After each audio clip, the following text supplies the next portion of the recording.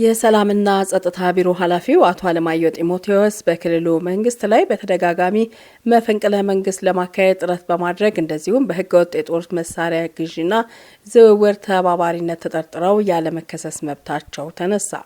ከ240 በላይ መንገደኞችን ይዞ ወደ ለንደን ለመብረር የተነሳ አውሮፕላን በጥቂት ደቂቃዎች ውስጥ ከአውሮፕላን ማረፊያው አቅራቢያ ተከሰከሰ።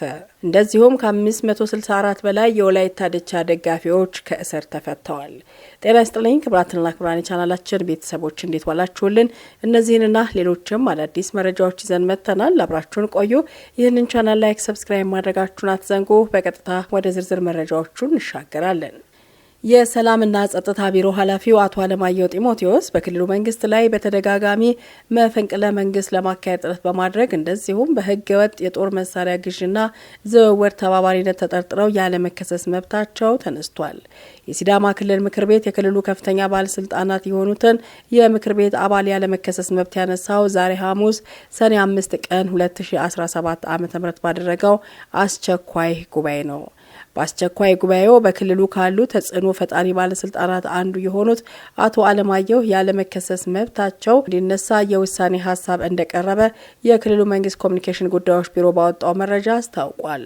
ያለመከሰስ መብታቸው እንዲነሳ የውሳኔ ሀሳብ የቀረበባቸው አቶ አለማየሁ ከሲዳማ ክልል ምስረታ አንስቶ በክልሉ ከፍተኛ ኃላፊነት እርከን ላይ የቆዩ መሆናቸው ይታወቃል። የውሳኔ ሀሳቡን ያቀረቡት በክልሉ ፍትህ ቢሮ ኃላፊ አቶ ማቶ ማሩ ባለስልጣኑ የተጠረጠሩት በኃላፊነት ላይ ያሉ ፈጽመዋቸዋል ከተባሉ የወንጀል ድርጊቶች ጋር በተያያዘ እንደሆነ ተገልጿል። የሰላምና ጸጥታ ቢሮ ኃላፊው ህገወጥ የአደንዛዥ ዝውውር ፈቃድ መስጠት እንዲሁም ህገወጥ የጦር መሳሪያ ግዥና ዝውውር እንዲካሄድ መፍቀድ የሚሉ ውንጀላዎችም ቀርቦባቸዋል። የግልን ጥቅም መሰረት በማድረግ በክልሉ ውስጥ ህገወጥ የኮንትሮባንድ ንግድ እንዲስፋፋ ማድረግ የሚለው በፍትህ ቢሮ የቀረበባቸው ሌላኛው ጥርጣሬ ነው።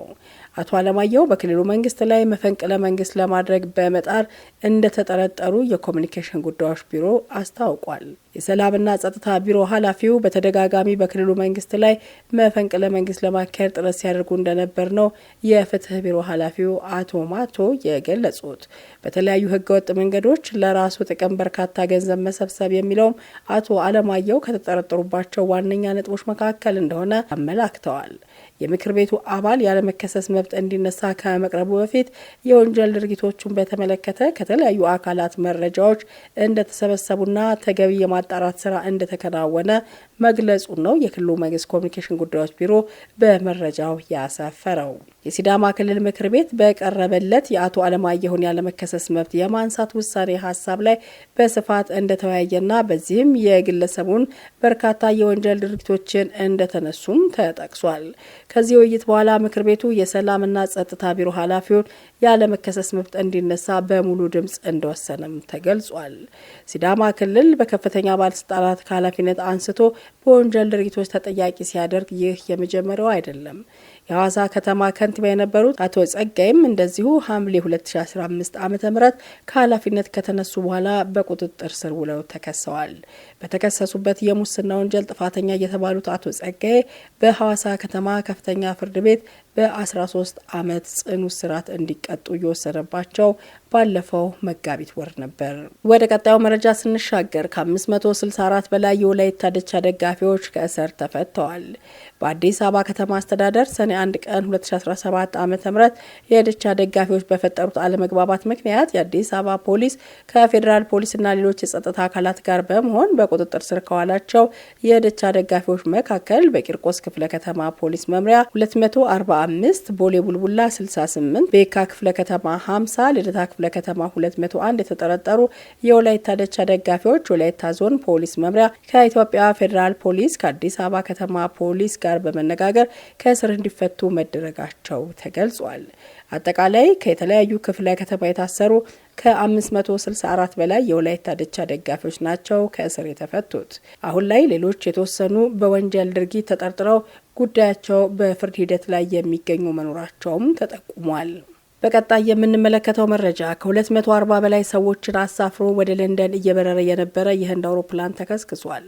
በህንድ ከ240 በላይ መንገደኞችን ይዞ ወደ ለንደን ለመብረር የተነሳ አውሮፕላን በጥቂት ደቂቃዎች ውስጥ ከአውሮፕላን ማረፊያ አቅራቢያ ተከስክሷል። ከምዕራብ ህንድ ተነስቶ በረራ የጀመረው አውሮፕላኑ በለንደን ወደሚገኘው ጋትዊክ አውሮፕላን ማረፊያ የሚበር ነበር ተብሏል። የህንድ አቪዬሽን ሚኒስተር ኪንጃራፑራም በደረሰው አደጋ በጣም ደንግጫለሁ፣ አዝኛለሁም ብለዋል። አክለውም የአቪዬሽንና የድንገተኛ አደጋ እርዳታ ሰጪ ተቋማት ፈጣንና የተቀናጀ እርምጃ እንዲወስዱ መመሪያ ሰጥቻለሁም ብለዋል። የነፍስ አድን ሰራተኞች የሕክምናና የእርዳታ ድጋፍ ወደ ቦታው እንዲደርሱ ለማድረግ ሁሉም ጥረት እየተደረገ ነው ሲሉም አክለዋል። አውሮፕላኑ በአየር ማረፊያ አቅራቢያ መከስከሱ የፖሊስና የአየር መንገዱ ባለስልጣናት ገልጸዋል። እስካሁን ድረስ ከአደጋው የተረፉ ሰዎች ስለመኖራቸው ምንም የተባለ ነገር የለም። ነገር ግን አውሮፕላኑ ዩናይትድ ኪንግደም ለንደን ወደሚገኘው ጋትዊክ አየር ማረፊያ በረራ የሚያደርግ እንደነበር እየተገለጸ ሲሆን የተከሰከሰው በአየር መንገዱ አቅራቢያዎች በሰዎች መኖሪያ ቤት አቅራቢያ ነው ተብሏል። የህንድ መገናኛ ብዙሃን በእሳት የተያያዘውን የአውሮፕላን ስብርባሪ እያሳዩ ሲሆን ከአየር ማረፊያው አቅራቢያ ሰማዩ በጭስ ተሸፍኖ ይታያል። በአደጋው የተጎዱ ሰዎችን ከአደጋው ስፍራ በማውጣት በአምቡላንስ ሲጓዝ የሚያሳዩ ምስሎች የመገናኛ ብዙሃን እያወጡ ነው። ቢቢሲ እንደዘገበው ከሆነ በአውሮፕላኑ ላይ 244 ሰዎች መሳፈራቸውን ጠቅሷል። የሀገሪቱ ሲቪል አቪዬሽን ባለስልጣን አውሮፕላኑ 232 መንገደኞችና 12 የበረራ ሰራተኞችን ማሳፈሩንም አስታውቋል። የተከበራቸው የቻናላችን ቤተሰቦች አብራችሁን ስለነበራችሁ እናመሰግናለን። ይህንን ቻናል ላይክ፣ ሰብስክራይብ ማድረግ እንዳትዘነጉ እናስታውሳችኋለን። መልካም ጊዜ በያላችሁበት።